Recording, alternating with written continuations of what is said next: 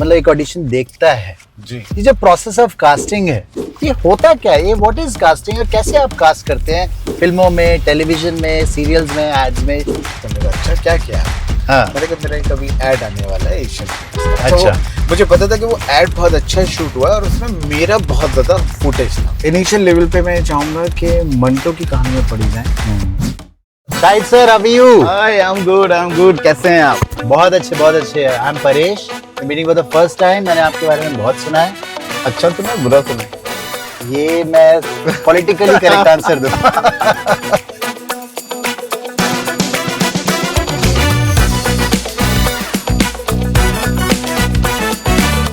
Okay Shahid sir, आपसे कुछ interesting बातें करेंगे और ऑडियंस को कुछ क्वेश्चंस भी हैं, हम लेके आए हैं। ओके। पॉलिटिकली करेक्ट क्वेश्चंस, तो आप उनका अपने हिसाब से आंसर दीजिएगा। तो थोड़ा सा फटाफट से आपको करते हैं free. Okay sir. Okay so ladies and gentleman, मैं आपको बताना चाहूंगा आज हमारे साथ हैं the biggest casting director of Bollywood, जिन्होंने बहुत ही उम्दा फिल्मों की कास्टिंग करी, जैसे ओ माय गॉड, अभी एक वो कौन सी फिल्म थी, मैं नाम भूल गया। मैं 3-4 फिल्म्स के नाम बताए थे। आप ही बताइए। जैसे ready, thank you, double Dhamaal, welcome back. Dhamaal 4 की भी शायद आप करने वाले, मैंने कहीं से सुनी है। धमाल 4 की हो गई है कास्टिंग, अब तो रिलीज होने वाली है जी। तो कास्टिंग डायरेक्टर से जो बातचीत होती है जी, उसमें जो अभी क्या है कि lot of people want to be an actor. सबसे पहले जो एक्टर बनने का एक जो बेसिक स्टेप होता है वो एक्टिंग सीखने से ही पहले होता है कास्टिंग डायरेक्टर। तो आप ये बताइए कि जब कास्टिंग डायरेक्टर पहले एक ऑडिशन ढूंढता है, मतलब एक ऑडिशन देखता है जी। ये जो प्रोसेस ऑफ कास्टिंग है ये होता क्या है, ये व्हाट इज कास्टिंग और कैसे आप कास्ट करते हैं फिल्मों में, टेलीविजन में, सीरियल्स में, एड्स में, कैसे? देखिए, टेलीविजन का तो अलग ही क्राइटेरिया होता है। मोस्टली क्या होता है कि फिल्म्स या वेब जो भी हम करते हैं उसमें जब कास्टिंग के लिए नाम आता है और हमको कास्टिंग दी जाती है, जब तक आप कोई भी काम को एंजॉय नहीं करेंगे, उसको एंटरटेन नहीं करेंगे, तब तक वो आप अच्छे से नहीं कर सकते। एग्जैक्टली। तो कास्टिंग डायरेक्टर का पहला काम होता है कि भाई डायरेक्टर से मुलाकात हुई, उनको डायरेक्टर ब्रीफ समझाता है कि भाई मेरी इस तरह की फिल्म है, फिर वो हमें स्क्रिप्ट देता है। करेक्ट। स्क्रिप्ट जो है वो कास्टिंग डायरेक्टर को तभी देते हैं बड़े डायरेक्टर्स जब उन पे उनका ट्रस्ट होता है। ओके। तो ट्रस्ट ऊपर वाली की दया से, आप लोगों की दुआ से थोड़ा बहुत बना हुआ है हमारा।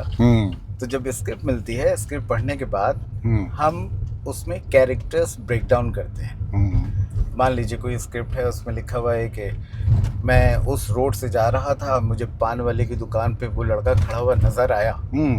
तो पान वाले की दुकान पे मतलब कोई तो पान वाला होगा जो पान बना रहा होगा। करेक्ट। और वो लड़का जो मैंने बोला तो वो लड़का भी वहाँ पे होगा। इसका मतलब ये कुछ इम्पोर्टेंट कैरेक्टर्स हैं जो अपने डायलॉग्स या स्क्रिप्ट के हिसाब से कुछ बोलने वाले हैं। राइट। तो स्क्रिप्ट पढ़ने के बाद हम उसमें जब कैरेक्टर्स ब्रेक डाउन करते हैं, कैरेक्टर्स ब्रेक डाउन करने के बाद मान लो जो भी स्क्रिप्ट में कोई भी कैरेक्टर आ रहा है, तो हमारे माइंड में पहले से, क्योंकि इतनी सारी फिल्मों की कास्टिंग हम कर चुके हैं, तो हमारे माइंड में पहले से आ जाता है कि यार इस पर हम पुष्कर को देख सकते हैं, इस रोल पे हम, मतलब जो दिमाग है वो हमारा उस पर कास्टिंग के लिए चलना शुरू हो जाता है।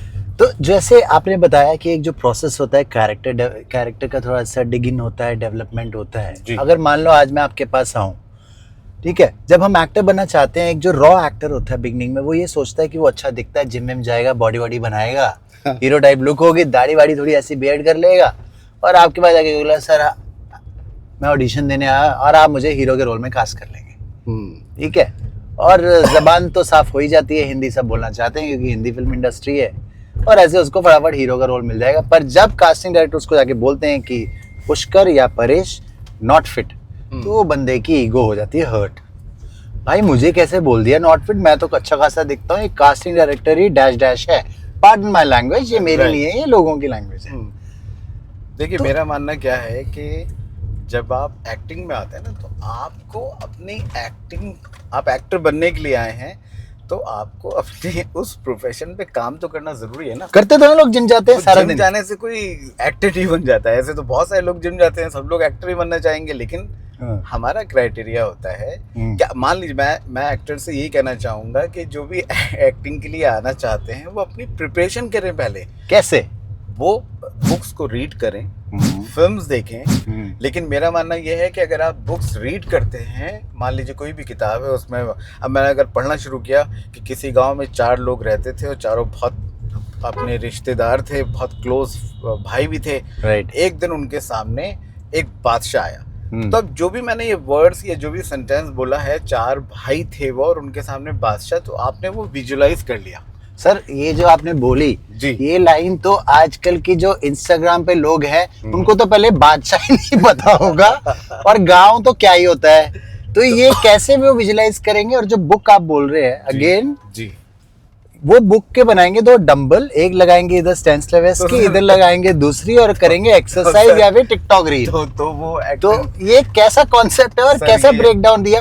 क्योंकि जब बेचारा सारा टाइम जब मैसेजेस आते हैं, ये आपने जो चीज बताई है जी, ये मुझे तो पता है जी, कि आपको पढ़ना है, जी हाँ। पर जब वो एक ओवरव्यू जो फेम की दुनिया में आते हैं कि भाई गुड लुकिंग, ज़ारा से कपड़े लिए, एलवी वेलवी, रेंज रोवर, उसमें जाना है, एंट्री करना और रोल मिल जाएगा भाई। वो फिर कुछ वक्त के लिए होता है कि वो कोई अगर उनको पसंद कर ले तो वो एड में नजर आ सकते हैं, करेक्ट, या किसी म्यूजिक वीडियो में नजर आ सकते हैं, हाँ, लेकिन एक्टर नहीं कहला सकते वो।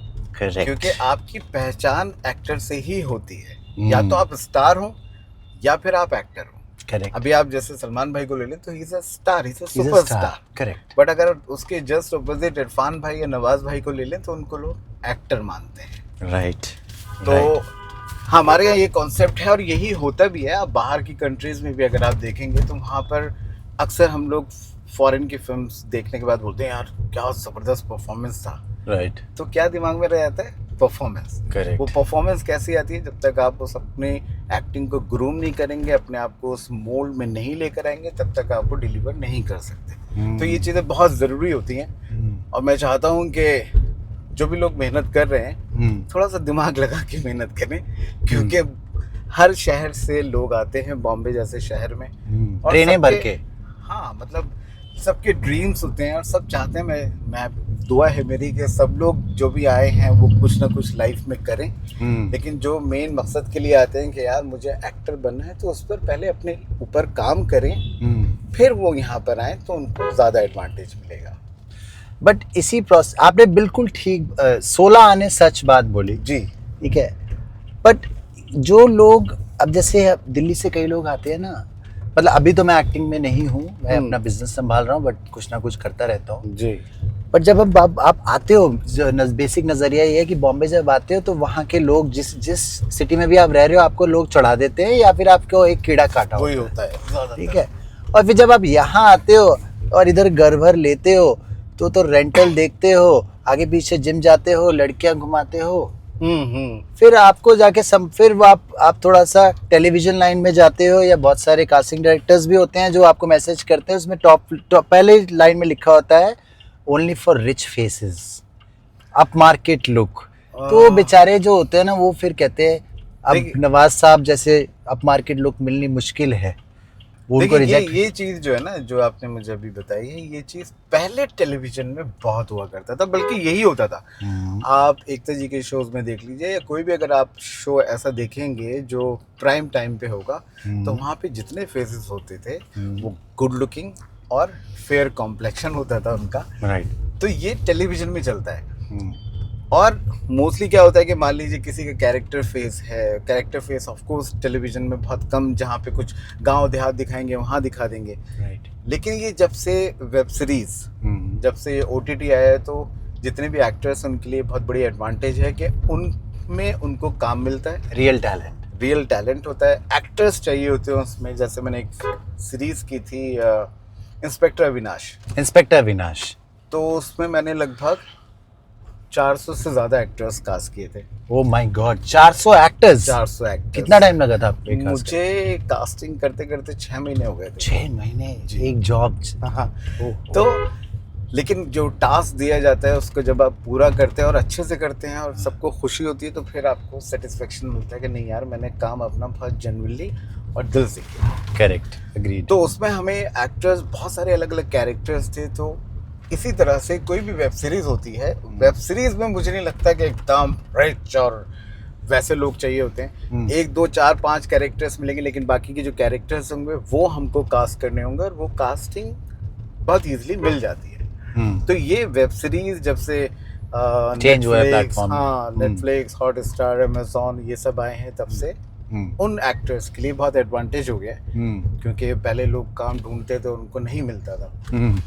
अच्छा, कुछ कास्टिंग डायरेक्टर्स जो हैं, मैंने सुना है और एक्सपीरियंस भी किया है, वो कहते हैं कि आप हमें इतना पे कर दो, हम आपको रोल दिला देंगे, या प्रोड्यूसर से मिला देंगे, या कुछ बोलेंगे कास्टिंग कोऑर्डिनेटर्स ना डायरेक्टर्स, वो कहते हैं कि आपको सोशल इवेंट्स में जाना चाहिए, पार्टीज में जाना चाहिए, अपना थोड़ा सा लाइफस्टाइल को इस तरीके से ग्रूम करो, अदरवाइज तुम्हें कैसे मिलेगा, गांव देहाती बनोगे तो गांव देहाती का ही रोल मिलेगा। थोड़ा अपने वो कैब करो, थोड़ा इंग्लिश बोलना सीखो, एंड ऑल दैट स्टफ। अब उसमें जो एक आम मामूली छोटे शहर से एक अच्छा टैलेंटेड आदमी आया है, वो बेचारा डर जाता है, क्योंकि वो सिंसियर तो है अपनी जॉब से, पर वो आके उसकी जी फट जाती है कि भैया मैं काम कैसे मिलेगा, मैं कैसे पार्टीज में जाऊंगा, कैसे जाऊंगा, क्योंकि एक कास्टिंग डायरेक्टर से बात करना भी एक बड़ा वो है कि सर हाय, मैं कास्टिंग, मुझे एक्टिंग करना है, वो भी एक तरीका है कैसे बात करना है, किस तरीके से, उनको नहीं आता, पर उसको अपनी जॉब बहुत अच्छे से आती है, उसको बेसिकली मार्केटिंग नहीं आती, अपने आप को बेचना कैसे, उसको 2-3 साल तो ये सीखने में लग जाते हैं, और उतने में उसकी बेचारी जो छोटी सी पॉकेट मनी होती है उसमें पड़ जाता है लंबा सा छेद, और वो निकल लेता है गाड़ी लेके वापस। वैसे ऐसे बहुत कम होता है कि लोग वापस निकले, क्योंकि बॉम्बे एक ऐसा शहर है कि यहाँ पर आने के बाद लोग वापस जाना नहीं चाहते। उसका एक सबसे बड़ा रीजन ये है कि चलिए आप एक्टिंग के लिए आए हैं, या फिल्म इंडस्ट्री में आप कुछ ना कुछ करना चाहते हैं, तो यहाँ पर जो मैंने देखा है मोस्टली 90% लोगों के साथ में, चाहे वो लड़कियां हों चाहे वो लड़के हों, तो ये लोग आते हैं, ऑफ कोर्स जब आते हैं तो आपके 4 5 8 10 फ्रेंड्स बनते हैं। फ्रेंड्स बनाना भी ज़रूरी है, क्योंकि आपको ये पता चलेगा कि भाई कहाँ पर ऑडिशन हो रहा है और किस से मिल रहा है। करेक्ट। लेकिन कुछ लोग ऐसे होते हैं जो, अब पता चला कि मेरी आपसे दोस्ती हो गई, मैं नया नया आया, मुझे लगा कि नहीं यार चलो एक बंदे से दोस्ती हुई जो एक्टिंग के लिए है। इनसिक्योरिटी, हाँ, नहीं वो इनसिक्योरिटी बाद में आती है, लेकिन फिर वो, अब तुमने मुझे बोला कि यार चलो आज वहाँ पे पार्टी चलते हैं, थोड़े बहुत पैसे डालने पड़ेंगे, तो मैं गया, मैंने पार्टी अटेंड करी, मुझे अच्छा लगा। क्यों? क्योंकि मैं अपने घर पर नहीं हूँ, तो मुझे यहाँ पर पूरी लिबर्टी है, ना मुझे कोई रोकने वाला है, ना कोई टोकने वाला, और आप हो भी कहाँ, आप रात को 12 बजे आए चाहे 4 बजे आए, कोई आपका केयर करने वाला है नहीं, तो आपको खुद ही अपनी केयर करनी पड़ती है। तो ऐसे मौके पे वो लोग अपनी केयर करने के बजाय अपनी जो लाइफ है उसकी केयर करने लगते हैं। नहीं मुझे पार्टी में जाना है, कल शाम में मैं उसके साथ डिनर कर रहा हूँ, नया फोन आ गया मुझे वो लेना है, नया फोन आ गया मुझे, नए कपड़े लग गए, ये सारी गिमिक्स जो है ना, ये रास्ता भटका देती हैं, और फिर आप जिस मकसद के लिए बॉम्बे आए हैं उस मकसद से भटक जाते हैं। बहुत सारे लोग हैं जिनको मैं फेसबुक पर और इंस्टा पे अगर कोई मुझसे पूछता है तो मैं बोलता हूँ कि भाई पहले बॉम्बे आ रहे हो ना, तो पहले मेहनत कर लो, और बॉम्बे अगर आप आ रहे हो तो आप अपने पास कम से कम 1 साल का पैसा लेकर आओ, ताकि आप रेंट दे सको। आप जब स्ट्रगल या कोशिश के लिए जाओगे कास्टिंग डायरेक्टर या प्रोड्यूसर डायरेक्टर से मिलने, तो वो कन्विंस आपके पास हो, आपकी लाइफ जो है वो बिखरे नहीं कि मेरे पास आज पैसे नहीं, मैं खाना क्या खाऊंगा, है ना। सो वो चीज़ नहीं होनी चाहिए, वो आप पहले से प्रिपेयर कर अगर आप आएंगे तो फिर आप ज़्यादा फोकस होके काम करेंगे।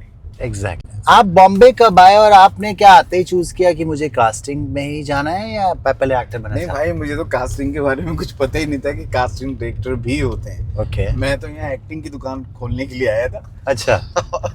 बहुत स्ट्रगल किया, बहुत मेहनत करी, क्या बात है, बट ठोकरे खाने के बाद कुछ नहीं मिला। इत्तेफाक से मेरे भी दोस्त है ना, वो सब जो लोग एक्टिंग में रहते थे वो सब मेरे दोस्त थे। तो उसमें एक एक्टर था, डैनी नाम था उसका। डैनी ज़ंगपा? नॉट डैनी ज़ंगपा, डैनी उसका नाम था, गौतम वैसे नाम था उसका, लेकिन निकनेम डैनी था। ओके। तो डैनी का एक ऑडिशन था RDP, रमेश देओल प्रोडक्शन में, एक एड फिल्म का। ओके। एशियन पेंट्स का एक एड था। ठीक है। तो मेरे पास थी बाइक, तो उसने मुझे फोन किया, मैंने कहा चलो चलते हैं। तो मैंने बाइक ली, क्योंकि उसके लिए भी कन्वीनियंट हो गया था कि यार ऑटो से जाएंगे तो पैसे लगेंगे, शाहिद के साथ चलते हैं। राइट। हमने वहाँ ऑडिशन दिया। ऑडिशन देने के बाद उसने भी ऑडिशन दिया, बहुत भीड़ थी, और ऑडिशन देके हम निकल आए। क्योंकि यहाँ पर अगर आप ऐड का ऑडिशन देने गए हैं तो मैं यही कहना चाहूंगा सब लोगों से कि ऑडिशन देके भूल जाइए आप कि हाँ, अगर कास्टिंग डायरेक्टर मिला बहुत अच्छा हो, वेरी नाइस, आप जेस्चर आपका होना चाहिए, हाँ ठीक है थैंक यू, लेकिन आप ये मत सोचिए कि उसने बोला है कि मेरा जबरदस्त हुआ है तो मेरा होगा ही होगा। इसका रीजन ये नसीब है, नसीब है। हाँ, तो आपके हाथ में नहीं है नसीब उसका? नहीं। फिर किसके हाथ में? अब मैं बताता हूँ ना, वो ऊपर वाला जो करवाता है। अब जो लड़का डैनी जो था, गौतम, उसने भी ऑडिशन दिया था, बहुत अच्छा ऑडिशन था उसका, ठीक है। मेरा भी ऑडिशन था, पकड़ी उकड़ी लगा के जो मुझे बोलना था उन्होंने बोला, बोलने के लिए मैंने बोल दिया, बढ़िया। हम लोग आ गए। दूसरे दिन फोन आया कि भैया आप शॉर्ट लिस्ट हो गए हैं और इसका इतना बजट है, आप करना चाहेंगे? हाँ। मैंने कहा यार ये तो बहुत बड़ी बात है, हाँ। ये तो 5,000 भी दे दे तब भी मैं कर लूंगा। तो मुझे 40,000 उन्होंने बोला। अरे क्या बात है, ये कब की बात है? ईयर में बात कर रहा हूँ मैं आपसे 2006। अच्छा। तो मैंने कहा यार ये तो सही है, 2 दिन के शूट का। मैंने कहा सर मुझे मंजूर है, आप देख लीजिए। इत्तेफाक से शॉर्टलिस्ट होने का मेरे पास फोन आया, बस डैनी के पास नहीं आया। ओह। तो अब मैंने उसको फोन करके पूछा तो डैडी बोला यार मेरे पास तो आया नहीं। तो मुझे थोड़ा फील तो हुआ, फिर मैंने कहा यार देखो नसीब है, पता नहीं क्या है अभी। इत्तेफाक से उस एड में मेरा हो गया। तो आपने ऐड करी? वो एड मैंने करा, वो बहुत मशहूर हो गया वो एड। लेकिन अच्छा। वो एड के शूट के 2 दिन बाद मेरा हो गया एक्सीडेंट। ओहो। और मेरे घुटने के नीचे की हड्डी जो थी वो टूट गई। अरे बाबा। अब वो 40,000 तो एकदम आते नहीं है, क्योंकि अगर आप करते हैं तो आपको 15-20 दिन, महीना भर तो पेमेंट आने में लगता है ना। राइट। तो हड्डी टूट गई। अब मैंने कहा यार क्या करूं, मैं डॉक्टर के पास गया, क्योंकि बॉम्बे एक ऐसा शहर है कि जहाँ पर आपके पड़ोस के भी लोग आपको नहीं पूछते हैं। बिल्कुल, आपको खुद ही करना होता है। तो जब आप नए आए थे, अपने दोस्त यार को फोन नहीं किया घर पे? नहीं, मैंने एक अपने दोस्त को फोन किया, उसने कहा कि हाँ यार ठीक है मैं देखने के लिए आता हूँ, क्योंकि सब अपने कामों में बिजी रहते हैं। तो मैं गया डॉक्टर के पास, तो मैंने उनसे पूछा, मैंने कहा सर कितना, डॉक्टर साहब कितना खर्चा? बोले ₹1,00,000 का खर्चा होगा। ₹1,00,000 का खर्चा? तो मैंने कहा तो अभी 40,000 भी नहीं आए तो ₹1,00,000 कैसे दूंगा? तो मैंने कहा सर एक काम करिए, आप सिर्फ प्लास्टर कर दीजिए, मैं अपने शहर में जाके करवा लूंगा। करेक्ट। उन्होंने प्लास्टर कर दिया। अब हुई डबिंग की बात, तो डायरेक्टर की तरफ से फोन आया उनके एडी का कि आपकी परसों डबिंग है। अच्छा। उस एड की। सर मैंने डबिंग करी जाके, डायरेक्टर बहुत खुश हुआ, क्योंकि मेरे एक दोस्त को मैंने बुला लिया था। तो वो गया मुझे लेके दादर में या कहीं पर, मेरी डबिंग थी, वो करके मैं लौटा। उसके बाद उसने मुझे ट्रेन में बिठाया दूसरे दिन राजधानी में। मैं मथुरा में उतरा, वहाँ पे मेरे दोस्त को बोल दिया था कि भाई तुम गाड़ी करके आ जाना। वो मुझे सीधा बिठा के, अलीगढ़ मुस्लिम यूनिवर्सिटी से मैंने पढ़ाई की है, मुझे वो मेडिकल कॉलेज में ले गया। अच्छा। तो मेरा ओल्ड बॉय था, मैं वहाँ का पढ़ा हुआ। तो वहाँ पे भी कहानी हो गई कि वहाँ उन्होंने पूछा कि भाई आप क्या करते हैं, तो आपका पहली लाइफ में ऐड किया था आपने? मैंने बोला सर मैं एक्टर हूँ। तो मैंने कहा अच्छा क्या किया आपने? मैंने कहा मेरा कभी ऐड आने वाला है एशियन पेंट्स का। अच्छा। मुझे पता था कि वो ऐड बहुत अच्छा शूट हुआ है और उसमें मेरा बहुत ज्यादा फुटेज था। तो बोले चलिए ठीक है। तो उसके बाद 3 दिन बाद 4 दिन बाद मेरा ऑपरेशन हो गया। जब मेरी आँख खुली तो मेरे घर वाले साथ में थे, मुझे लेके गया, रूम में लेके गए ये लोग, एंड उसी दिन मेरा ऐड ऑन एयर हुआ। ओहो हो। तो रूम में जैसे ही आप आए सीधा प्रीमियर हुआ आपका? तो हमें तो पता था नहीं। हमारे पास फोन आने शुरू हो गए। कि पता चला कि भाई अब जब आपका कोई भी ऐड या कोई भी चीज मशहूर होती है तो आपको सामने से लोग कॉल करते हैं। और फिर वहां पर ये होता है कि सर आप ये ऐड करेंगे क्या? क्योंकि हमारा वो ऐड बहुत जल्दी वायरल हो गया। करेक्ट। तो वहां से मुझे लगा, अब जब डॉक्टर्स लोग देखने आते थे, मान लीजिए एक सीनियर डॉक्टर है, उसके साथ में 8-10 जो है जूनियर डॉक्टर्स होते थे, तो वो मुझे देखने नहीं आते थे, वो देखने आते थे यार वो चमत्कार ताऊ जो बोला है लड़के ने, वो वहाँ उस वाले रूम में लेटा हुआ है। Of course. तो वहां से मुझे अच्छा लगा। मैंने कहा यार क्या बात है, क्या मजा आता है जब आप थोड़े बहुत नोन हो जाते हैं। बिल्कुल। बट वो शायद लाइफ मेरी उतनी ज्यादा नहीं रही। और 2009 में मैं एज अ कास्टिंग डायरेक्टर आ गया। अच्छा। तो आपको लगा कि अब यहाँ एक्टिंग से कास्टिंग डायरेक्टर में एज अ प्रोफेशन? नहीं, मुझे ये नहीं पता था कि इसमें पैसे बहुत मिलेंगे या मेरा नाम होगा, क्योंकि जब आप शुरू में कोई भी काम करते हैं तो एक्सपेक्ट मत कीजिए, और मुझे तो वैसे भी ज़्यादा नॉलेज थी नहीं। तो कास्टिंग तो बस मुझे किसी ने बोला कि यार तुम नहीं कास्टिंग नहीं, एज अ कोऑर्डिनेटर आ जाओ। कोऑर्डिनेटर, हाँ। ये कोऑर्डिनेटर और कास्टिंग डायरेक्टर में बहुत फर्क जमीन आसमान का फर्क है। कोऑर्डिनेटर क्या होते हैं कि जो भी मॉडल्स या जो भी एक्टर्स होते हैं उनका डेटा अपने पास रखते हैं, राइट, और उस डेटे से कास्टिंग डायरेक्टर को कम्युनिकेट करते हैं कि सर हम आपको कोई भी एक्टर की ज़रूरत है तो आप हमें बताइए। बिल्कुल। और कास्टिंग डायरेक्टर के पास पूरा नॉलेज होती है। के बाद पूरी स्क्रिप्ट पढ़ते हैं वो, क्योंकि वो स्क्रिप्ट भी नहीं पढ़ सकते। उनको हम ज़रूरी नहीं है कि स्क्रिप्ट भी दें एक्टर्स के लिए। एक्टर्स को उनके एक्टर्स को बुलाया जाता है, उनको ब्रीफिंग दी जाती है स्क्रिप्ट की, उनके साथ टाइम स्पेंड किया जाता है, फिर उनका ऑडिशन होता है। अच्छा, एक लोगों का कहना है कि जब वो ऑडिशन दे के जाते हैं उसके बाद जो आप कास्टिंग डायरेक्टर्स बोलते हैं I will get back to you, जी, इस क्वेश्चन का सब टेक्स्ट क्या है? हाँ, सब टेक्स्ट सर, मैं तुम्हें कभी फोन नहीं करूंगा या दफा हो जाओ। ये दोनों चीज़ें हो सकती हैं। ये जो बोल रहा है उसके ऊपर डिपेंड करता है, बट ऐसा नहीं है, क्योंकि हमारे यहाँ जो भी लोग एक्टर्स, ऑफ कोर्स अगर आप मान लीजिए कल ऑडिशन के लिए मेरे पास आते हैं तो मैं यही बोलूंगा कि भाई जैसा भी होगा मैं आपको बताऊंगा। Correct, I will get back to you on the same. But ये सभी यही बोलते हैं ना, तो इसमें कोई और फिर बंदा उसी सोच में कई बार जब नए नए आता है बैठा रहता है हफ्ता कि यार हाँ जवाब आएगा जवाब, और मन में सोच के भी बैठ चुका होता है कि मेरे को रोल मिल गया है, मैंने बहुत अच्छा परफॉर्म किया है, बट उसको बेस लाइन नहीं पता, क्योंकि casting director as you said एक क्रिएट करके डायरेक्टर या प्रोड्यूसर को आगे फॉरवर्ड करते हैं। हाँ, ये क्या होता है कि देखिए अभी पार्शियलिटी तो ऑलमोस्ट सभी जगह होती है, मतलब होती है, हाँ बिल्कुल होती है, हैशटैग होती है। अब पार्शियलिटी इन द सेंस कि अगर मेरा कोई दोस्त है या मैं किसी को बहुत अच्छे से जानता हूँ और उसका परफॉर्मेंस बहुत अच्छा है, तो मैं चाहूंगा कि यार इसको मैं जानता हूँ, चलो इसको कोशिश करूँ, मैं डायरेक्टर से बात करूँ। एग्जैक्टली। बट अब मैं हर एक के लिए नहीं बोल सकता।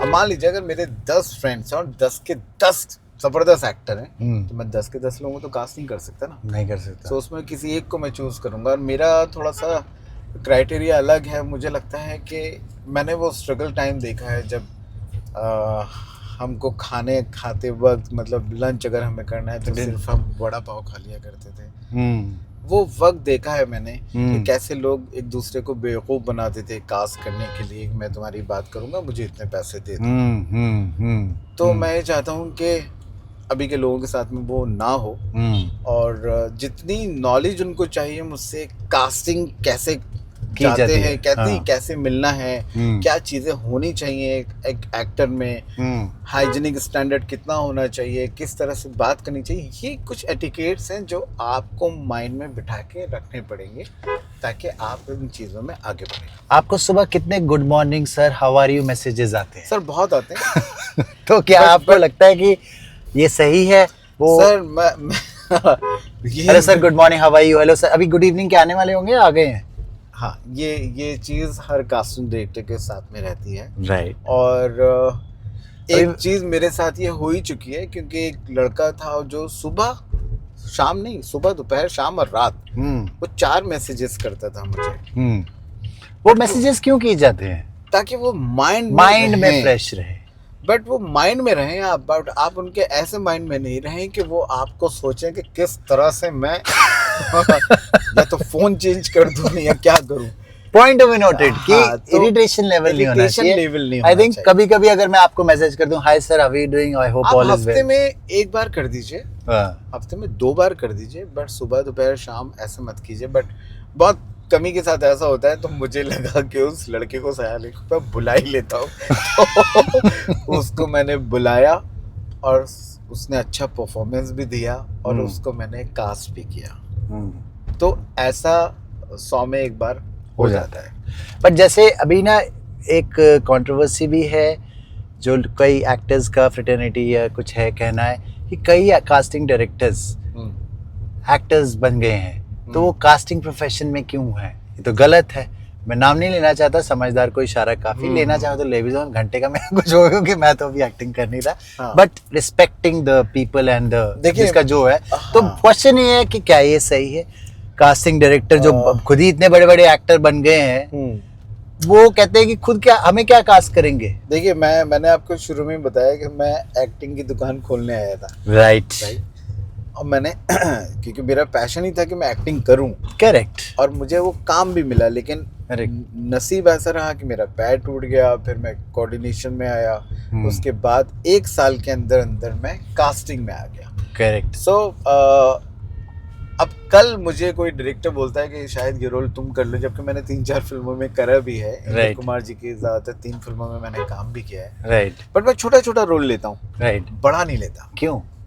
क्योंकि मुझे वो शौक नहीं रहा है। हाँ। वो एक्टिंग है, तो एक्टिंग का मैं अपना जो शौक है वो पूरा कर लेता हूँ, चलो ये छोटा सा रोल कर लेता हूँ, हो गया। लेकिन वो नहीं करता मैं। बट वही पैशन अगर आपके अंदर एक्टिंग का ही है तो फिर आप उसके लिए कोशिश करते हैं। जैसे 2-3 कास्टिंग डायरेक्टर्स हैं, काफी बड़ा बड़ा प्रोमिनेंटली मेन लीड कर रहे हैं। हाँ, अच्छा काम कर रहे हैं वो। बट मुझे नहीं लगता वो उसकी कंपनी या जो भी हैं उनके पार्टनर्स जो हैं वो शायद कंपनी हैंडल करते हैं। अभी वो एक्टिंग में रहते हैं। तो आप एट अ टाइम एक ही काम अच्छे से कर सकते हैं। तो आपने मतलब पॉलिटिकली करेक्ट आंसर दे दिया है। हाँ, पॉलिटिकली भी कह सकते हैं आप, और स्ट्रेट फॉरवर्ड जो चीज़ है। चलिए, नहीं समझता हूँ मैं, आई अंडरस्टैंड। क्योंकि एक्टिंग बहुत अलग पैशन है, और आप उस बेसिकली एक एक्टिंग का कीड़ा जब आपको काट जाए किसी उम्र में भी, तो वो एक्टिंग एक होता है ना, वो हटता नहीं है। अब देखिए मुझे, देखिए मैं एक बिजनेसमैन बन गया हूँ, दुबई में भी मेरी कंपनी है, बॉम्बे में भी है, फिर भी आज मैं ये कर रहा हूँ एक्टिंग से। आई पर्सनली फील एक कीड़ा निकालना बड़ा मुश्किल है। एक है ही ऐसी चीज जो एक्टर नहीं है उसको समझाना मुश्किल है कि भाई ऐसा क्यों करते हैं हम। ये बताइए कि ये जो बॉलीवुड पाठशाला है, ये क्या है, ये क्या चीज़ है, क्या एसोसिएशन है जो आपने स्टार्ट किया है या आप उसके साथ एसोसिएटेड है? सो ये मैंने ही शुरू किया है। स्पेशली एक्टर्स जो हैं हमारे यहाँ बहुत सारे हैं, और हर आदमी कुछ ना कुछ करना चाहता है अपनी लाइफ में, स्पेशली एक्टिंग को लेके। तो मैंने अभी बॉलीवुड पाठशाला दुबई में शुरू किया था, अक्टूबर में। अच्छा। सो उसमें मिस्टर अनीस बज़मी गए थे। अच्छा। तिग्मांशु धूलिया जी को आप जानते होंगे, वो गए थे। क्या बात है। और शर्मन का आना था, शर्मन की तबीयत ख़राब हो गई, लेकिन शर्मन ने कहा कि मैं ऑनलाइन आके ज़रूर बात करूँगा, तो फिर वो ऑनलाइन आ गए थे। शर्मन जोशी साहब। शर्मन जोशी। सो वो बहुत अच्छा मेरा वर्कशॉप रहा दुबई में। 7 डेज़ का था। Acting workshop. क्या बात है। और अब वो सेम मैं करने वाला हूँ 1 फरवरी से 15 फरवरी के बीच दुबई में। 15 डेज का वर्कशॉप। करेक्ट।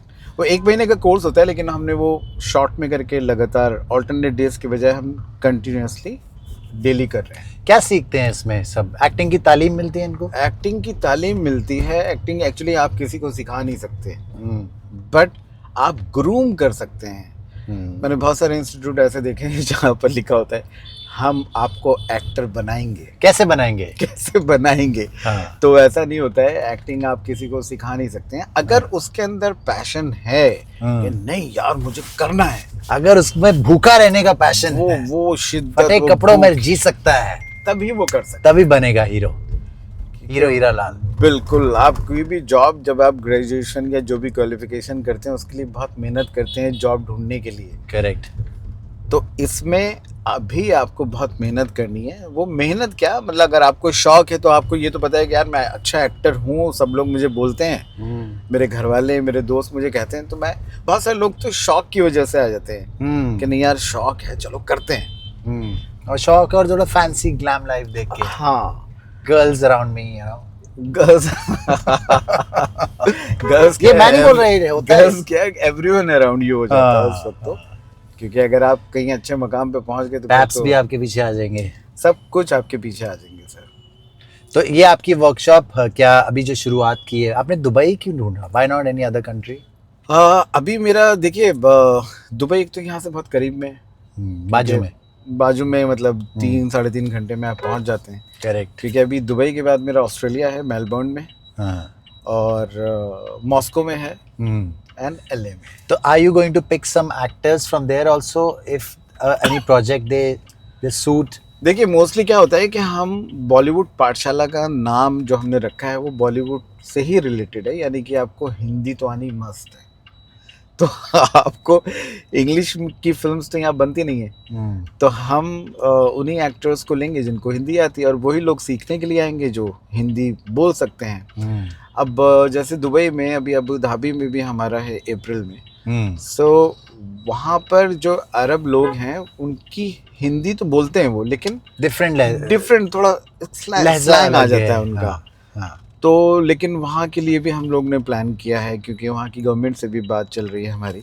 सो शायद वो भी इंशाल्लाह अच्छे से हो जाएगा। बिल्कुल। तो इसमें हमारे दोस्त और हमारे जो मेंटर हैं वो हैं इरफान हुसैन साहब। इरफान हुसैन साहब जी, क्या बात है। तो इरफान जो है वो LA में, UK में, काफ़ी जगह कंट्रीज़ में वो जाते रहते हैं एक्टर्स को ट्रेन करने के लिए। उनका जो मेथड है, जिस तरह से वो सिखाते हैं, जो चीज़ें, जो नॉलेज है उनको, वो जल्दी से मुझे नहीं लगता है कि किसी भी ऐसे ट्रेनर के पास होगी, और होगी भी तो इतनी अच्छी नहीं होगी जितनी उनके पास है, बिकॉज उनका मेन प्रोफेशन ही ये है। ट्रू। और जब वो फ्लोर पर होते हैं तो सब लोग उनको देखना चाहते हैं कि यार ये कैसे कर रहे हैं और कैसे बता रहे हैं, क्योंकि कोई भी चीज़ अगर मैं किसी एक्टर को बताऊंगा, जितने अच्छे से मैं ब्रीफ दूंगा किसी भी कैरेक्टर का, उतना अच्छा वो एक्टर उसको परफॉर्म करने की कोशिश करेगा। इरफान हुसैन साहब से हमारी भी मुलाकात हुई, और अच्छा। मतलब वही जो आपने जो बोला बिल्कुल वैसे ही है कि उनकी जो the way he explain things, वो अगर आप समझ गए तो मतलब कमाल है। तो बहुत ज़बरदस्त उनका मेथड है और बहुत अच्छे से वो बताते भी हैं। तो बहुत सारी छोटी छोटी ऐसी चीज़ें होती हैं जो एक्टर को नहीं पता होता, कि मैं अगर सामने किसी एक्टर से बात कर रहा हूँ, और जब अगर वैसे आमने सामने बात कर रहा हूँ, लेकिन अगर कैमरा है तो मुझे किस तरफ ज़्यादा लुक रखना है, मेरा राइट और लेफ्ट ऑफ द कैमरा किधर मुझे लुक देना है। सो बहुत सारी चीज़ें ऐसी हैं जो छोटे छोटे नुआंसेस आपको पकड़ने पड़ते हैं, क्योंकि स्टेज एक्टिंग में डिफरेंस है और फिल्म एक्टिंग, कैमरा एक्टिंग में बहुत डिफरेंस है। आप सिर्फ कैमरे के लिए एक्ट कर रहे हैं जी। कैमरे में मैंने जहाँ तक सुना है कि कभी बार प्यार के सीन, लव सीन्स आप कैमरे के साथ करते हो। आप जब स्टेज पे होते हो, जब मैंने भी स्टेज किया तो मुझे लगता था कि अरे ये तो इजी है, बट जब कैमरे के सामने आके बोलता है डायरेक्टर इधर देखो, कैमरे को पकड़ो, कैमरे को किस करो, then you get little awestruck that अभी ये what the fuck is going on, करना कैसे है ये। करेक्ट। तो समझ में नहीं आता। राइट, बिकॉज थिएटर बहुत अलग हो जाता है, बिकॉज थिएटर में अगर आप परफॉर्मेंस दे रहे हैं तो आपको बहुत लाउड बोलना पड़ता है। कॉर्नर पे भी कोई बंदा है तो उसको आवाज़ जानी चाहिए, बट कैमरे में उतना ही सटल और उतना ही नेचुरल आपको करना पड़ता है। ये नेचुरल और रियल एक्टिंग होती है जी। तो जैसे हम पहले कई ये होती क्या है, ये कैसे आती कैसे है, निखारी कैसे जाए? अभी आप जो कर रहे हो नेचुरली तो है, पर जैसे ही कैमरा ऑन होता है चेंज हो जाता है बंदा। वो एक हेजिटेशन होता है लोगों के अंदर, कि वो कैमरा कॉन्शियस हो जाते हैं, वो थोड़ा सा देखेंगे कि मैं ठीक लग रहा हूँ नहीं लग रहा, मेरी आवाज़ ठीक है या नहीं। वो थोड़ा सा बॉडी लैंग्वेज उनकी श्रिंक हो जाती है थोड़ा, क्योंकि वो हेजिटेशन जो है ना वो उनको ये सब चीज़ें करवाता है। करेक्ट। बट जब आपकी हेजिटेशन और कैमरे के सामने ख़त्म हो जाती है और आप कैमरे को अपना अच्छा दोस्त मानते हैं, तो क्योंकि आप दोस्त से ही सबसे ज़्यादा क्लोज होते हैं ना, हर चीज़ उससे डिस्कस कर लेते हैं। अगर आपने मान लिया कि नहीं यार ये मेरा दोस्त है, इससे सब चीज़ें मैं डिस्कस कर सकता हूँ, सब कोई चीज़ इससे छुपी नहीं रह सकती, फिर आप बिंदास होकर परफॉर्मेंस दीजिए। तो ये रहता है। आप ये कास्टिंग डायरेक्शन में ज़्यादा पैसा है या एक्टिंग में ज़्यादा पैसा है? सर अब लोग, ये आपने ऐसा क्वेश्चन पूछा है कि लोग कहते हैं कि प्रोड्यूसर में बन जाते हैं तो ज़्यादा पैसा होता है, डायरेक्टर बन जाते हैं तो ज़्यादा पैसा होता है, बट मेरा मानना ये है कि अगर आप एक्टर बन के स्टार बन जाते हैं तो फिर आपको किसी भी चीज़ की कोई कमी नहीं होती। क्योंकि अगर आप मान लीजिए मेरा शूट जो है वो दुबई में है और मैं प्रोड्यूसर हूँ और आप एक्टर हैं, तो प्रोड्यूसर तो चाहेगा कि यार मैं कोई अच्छे से होटल में रहूं, लेकिन मेरा जो एक्टर है वो साला 5 स्टार बोला तो उसको 5 स्टार या 7 स्टार में ही रुकवाना जरूरी है। right. उसको सूट रूम चाहिए तो उसको सूट रूम ही देना है। राइट। सो वो जो उसके पर्क्स है ना, जो उसको एडवांटेज मिलता है एज एन एक्टर, वो बहुत ज्यादा होता है। बट बहुत सारे एक्टर्स जब किसी मुकाम पे पहुंच जाते हैं वो सारे पर्क्स का मिसयूज करने लग जाते हैं। एक बहुत ही फेमस एक्टर का भी हमने एक न्यूज़ में सुना है जिसने मिसयूज किया, बहुत ही बड़ा फेमस एक्टर है, राइट। तो उसको फिर उस फिल्म प्रोजेक्ट से निकाल दिया, जो 5-6 वैनिटी लिया है and all that, I don't know. चलो ये तो वन एग्जांपल है, हम सुनते रहते हैं कोई ऐसे किया, मिसबिहेव किया, but there are lot of other actors also जो काफी फेमस हैं and they are humbled also, they understand the crew importance also. But mostly मुझे लगता है कि ये 100 में से 95 लोग जो हैं वो अच्छे ही होते सीरियस हैं। ही होते हैं। 5% तो देखिए अच्छे बुरे लोग सब जगह आपको मिलेंगे, तो वो अगर नहीं होंगे उस तरह के, तो लोगों को पता कैसे चलेगा कि बुरा एक्टर या बुरा इंसान कौन है और अच्छा इंसान कौन है। True true. Is it important for an actor to be a good human being? Sir why I am asking you is sorry जी कि कई बार मैंने खुद देखा है कि इंसान बहुत ही ज्यादा गंदा इंसान, बट वो एक्टर बहुत जबरदस्त है और वो बहुत जबरदस्त चल रहा है। मतलब वो दुनिया जान की चीजें करता है, कास्टिंग काउच ये वो फलाना, और उसके बाद भी बहुत अच्छा एक्टर है, पर उसकी दुकान अच्छी चल रही है।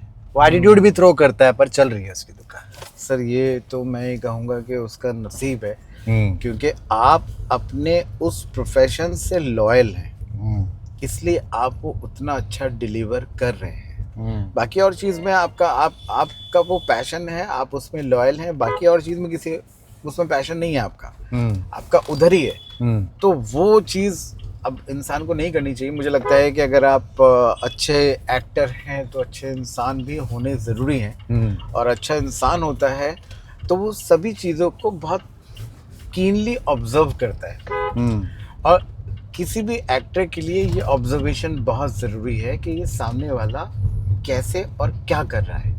वो ऑब्जर्वेशन अगर आपने पकड़ ली तो आप किसी भी कैरेक्टर को अपने अंदर ढाल सकते हैं, अपने अंदर लेकर आ सकते हैं।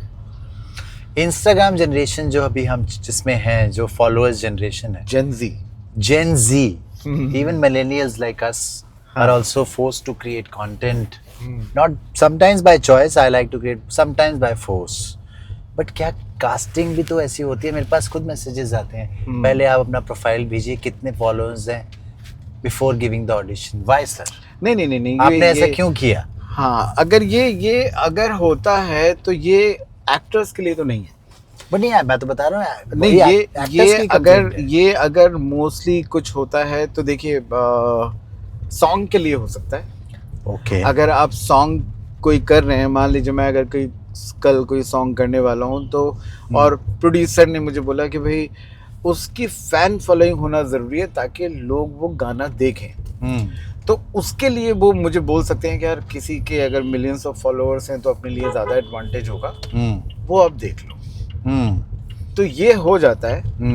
बट एज एन एक्टर अगर मैं किसी फिल्म में या किसी सीरीज में अगर काम कर रहा हूँ तो वहाँ पे तो कई मिलियंस लोगों के फॉलोअर्स होते हैं, लेकिन उनको काम नहीं मिलता क्योंकि वो अच्छे एक्टर नहीं होते। तो ये चीज़ सिर्फ सॉन्ग के लिए, क्योंकि वहाँ पर उनका लुक और एक हल्का सा एटीट्यूड कैरी करना होता है, अदरवाइज तो नहीं।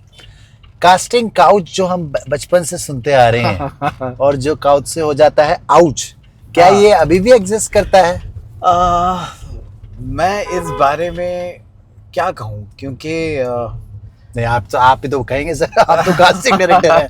मतलब कास्टिंग काउच, देखिए मुझे नहीं लगता कि आप काउच कर रहे हैं तो आप किसी को कास्ट कर सकते हैं, क्योंकि चाहे वो कोई भी डायरेक्टर हो, अगर डायरेक्टर बीच में जब मैं शुरू में आया था तो थोड़ी सी ये प्रॉब्लम मुझे लगी थी कि क्योंकि मैं नया था तो मुझे पता नहीं था, और जब मुझसे इस चीज़ की डिमांड की गई तो मुझे लगा नहीं यार ये तो मैं नहीं कर सकता। और कास्टिंग काउच तो उल्टा ऑफर कई एक्टर्स भी ऑफर करते हैं, क्या मुझे रोल दो, देखो I will make you happy. मैंने ये भी सुना है। मतलब बोथ वेज है, I am not blaming one thing, but ये बोथ वेज चल रहा है। बट ये मेरे साथ तो खैर कभी ऐसा हुआ नहीं है। ये शुरू में जब मैं कास्टिंग मैंने शुरू की थी तो मुझे थोड़े से आड़े टेढ़े से प्रोड्यूसर मिले थे, और मैंने मना कर दिया था क्योंकि उनकी डिमांड कुछ और थी। वो चाह रहे थे कि इस तरह से रहे, लेकिन मुझे वो करना नहीं था, और इसी वजह से शायद मैं आज तक जो भी काम करता हूँ बस सोच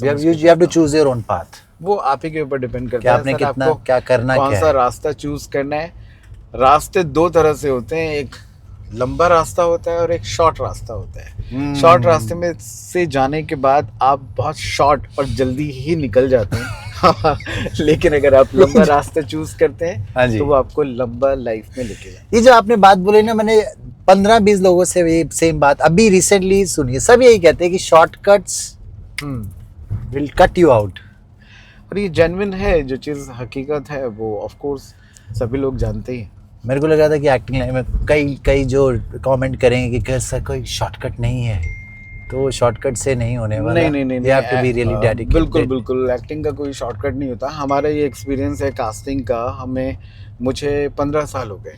2010 में आई स्टार्टेड कास्टिंग, 2009 और 10 में, और मेरे साथ ये, क्योंकि एक्सपीरियंस का कोई शॉर्टकट नहीं होता। एक्सपीरियंस अगर आपको है तो इसका मतलब है, तभी आप उन चीज़ों को, हर बार आपके लाइफ में कोई नई चीज़ होती है, उससे आपको एक्सपीरियंस मिलता है, नहीं यार ये ऐसे नहीं, ऐसे करना चाहिए, और इसको ऐसे ही होगा, इसको ऐसे ही करना चाहिए।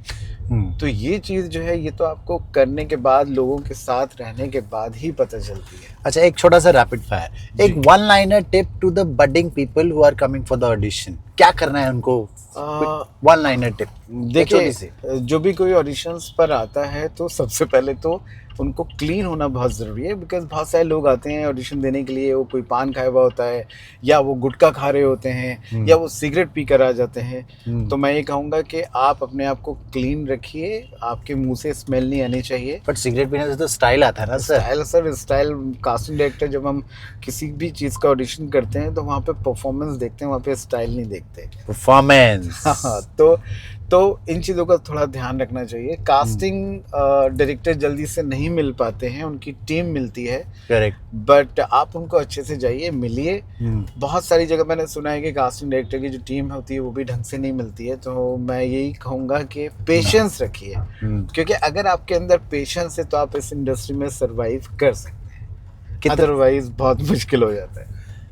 अच्छा, ये जब आप ऑडिशंस पे जाते हो जी, और आपने ऑडिशन दिया जी, और आपको कॉल आया कि आप शॉर्टलिस्ट हो गए हो, तो इसका मतलब है कि आपकी सिलेक्शन हो गई है?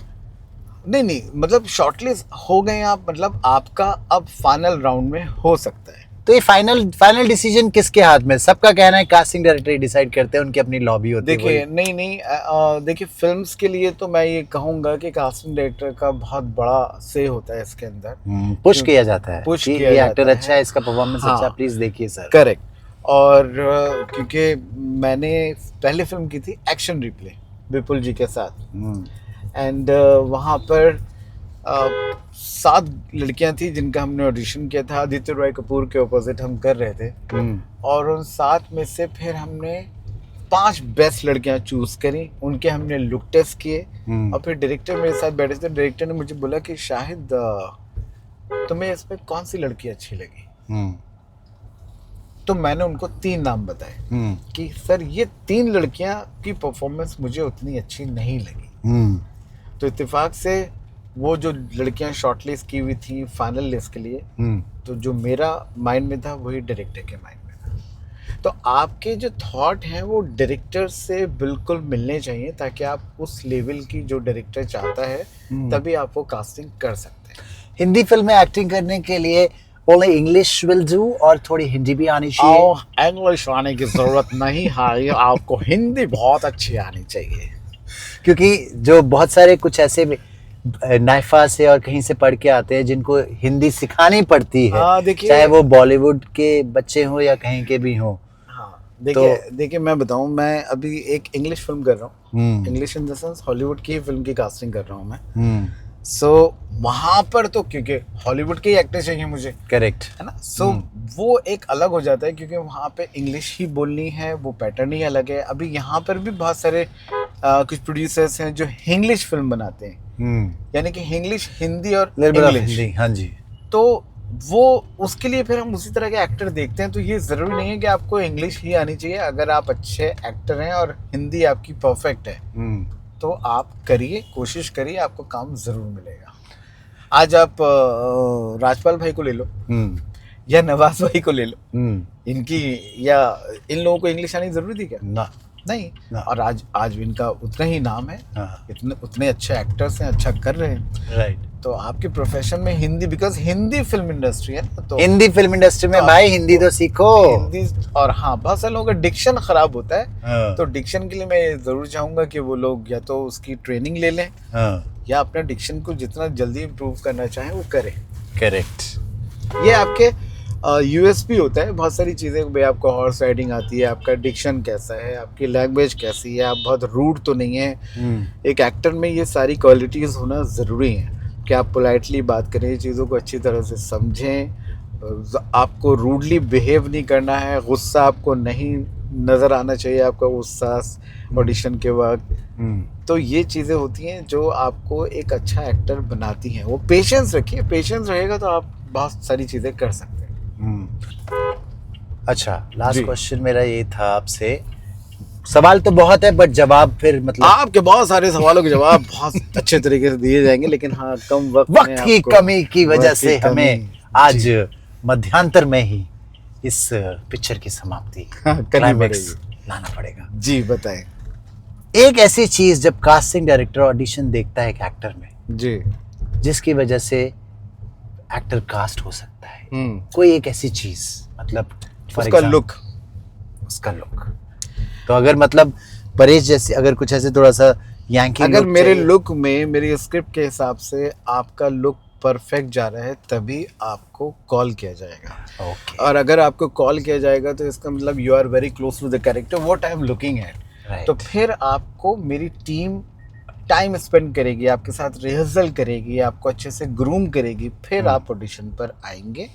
और उस ऑडिशन में भी अगर 1 टेक 2 टेक 3 टेक भी अगर आपके फंबल हो जाते हैं तो चलेगा, क्योंकि आप शॉर्टलिस्ट करके बुलाए गए हैं, आप बहुत क्लोज हैं कैरेक्टर के, इसलिए हम आपको ज़्यादा से ज़्यादा टाइम देंगे और अच्छे से अच्छा परफॉर्मेंस निकलवाने की कोशिश करेंगे।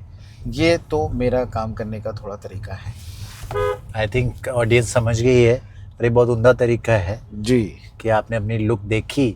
आप यांकी बन के कारपेंटर का रोल नहीं कर सकते, बिल्कुल नहीं कर सकते, और मजदूर का रोल करना है तो थोड़ा वैसा आपका लुक होना चाहिए। बिल्कुल। एंड देन अकॉर्डिंगली फिर आपको इस हिसाब से बुलाया। बहुत सारे लोग, बहुत सारे एक्टर्स होते हैं जो हर तरह के अपने पास कॉस्ट्यूम रख के चलते हैं और उनको पता है कि यार यहाँ पे इस चीज का ऑडिशन हो रहा है इस कैरेक्टर का, तो उसी कैरेक्टर फटाफट फटी बनियान पहनी और वहीं पे शुरू हो गए मजदूर बन गए। जैसे एक एक्टर है राजेश बलवानी, बहुत अच्छा एक्टर है। अच्छा। वो अपने साथ सारा साजो सामान लेके चलते हैं, इवन दाढ़ी मूछे भी लेके चलते हैं। अरे क्या बात है, क्या टिप है, वाह। दाढ़ी मूछे भी साथ में, वो भी लेके चलते हैं और अपने आप को कैरेक्टर में बना के फिर परफॉर्मेंस देते हैं। वाह वाह। तो हमको भी लगता है ना कि यार ये तो परफेक्ट लग रहा है, डेडिकेटेड है, थोड़ा सीरियस है, कर रहा है, वेट दे रहा है। Correct.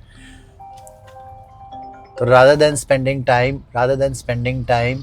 a lot of time on good morning and good evening messages, बेहतर होगा कि आप अपनी मेहनत की तरफ ज़्यादा ध्यान दें, अपनी एक्टिंग पे ज़्यादा ध्यान दें, बुक्स पढ़ें जितने ज़्यादा हो सकता है, क्योंकि मुझे पता है कि बुक्स पढ़ने के बाद आप में बहुत सारे चेंजेस आते हैं किसी भी टाइप की, कोई आते ही हैं। और फिर मैंने देखा है ऐसे मेरे सामने की चीज़ें हैं कि जो बुक्स पढ़ के उन्होंने मेहनत करी है और वो आज अच्छे एक्टर। कोई ऐसी 2-4 बुक आप रेकमेंड करना चाहेंगे? इनिशियल लेवल पे मैं चाहूँगा कि मंटो की कहानियाँ पढ़ी जाएं, और क्योंकि उसमें उर्दू में लिखा होता है, हिंदी होती है लेकिन उर्दू के अल्फाज हैं उसमें, जिसमें नीचे मीनिंग भी होते हैं, बहुत कुछ सीखने को मिलेगा। और मुंशी प्रेमचंद जी हैं जिनकी आप कहानियाँ पढ़ सकते हैं। जितना पढ़ेंगे उतना आप अच्छा एब्जॉर्ब करेंगे और वो विजुलाइज करेंगे। वो चीज़ें बहुत ज़रूरी हैं आपको एज अ परफॉर्मर सामने दिखाने के लिए। कोई ऐसा अगला प्रोजेक्ट जो आप कास्ट कर रहे हैं और टैलेंट ढूंढ रहे हैं जिसमें मैं फिट बैठ जाऊं? नहीं, मेरा मतलब है ऑडियंस आपको कुछ रीच आउट करेगी डेफिनेटली वीडियो देख के। बिल्कुल। मेरे अभी 3 प्रोजेक्ट्स हैं, एक सीरीज है अमेज़न की। तो जो लोग हैं वो मैं चाहूँगा कि पिक्चर्स शेयर करें, मेरे जो भी टीम का व्हाट्सएप नंबर है। और पेशेंस से थोड़ा ध्यान दें कि अगर रिप्लाई नहीं आ रहा, ट्राई टू अंडरस्टैंड। 10,000 पिक्चर्स आ रही है तो मुझे रिप्लाई नहीं। राइट। तो पेशेंस रखें, और मुझे लगता है कि अगर अच्छे एक्टर हैं और पेशेंस है तो आपके पास काम खुद ब खुद आ जाएगा। On that note, thank you so much, Mr. Shahid Hasan. Lovely talking to you. बहुत मजा आया आपसे बात करके। मुझे भी अच्छा लगा। और आपकी तो आपने जो कास्टिंग डायरेक्शन में आप आए, आपने जो बीच में अपने नुआंसेस ऑफ एक्टिंग दिखाए हैं, हमें तो बहुत मजा आया। क्या बात है। ठीक है। Thank you very much sir. Thank you so much sir. Lovely talking to you. Thank you for your time. Cut कर दो भाई।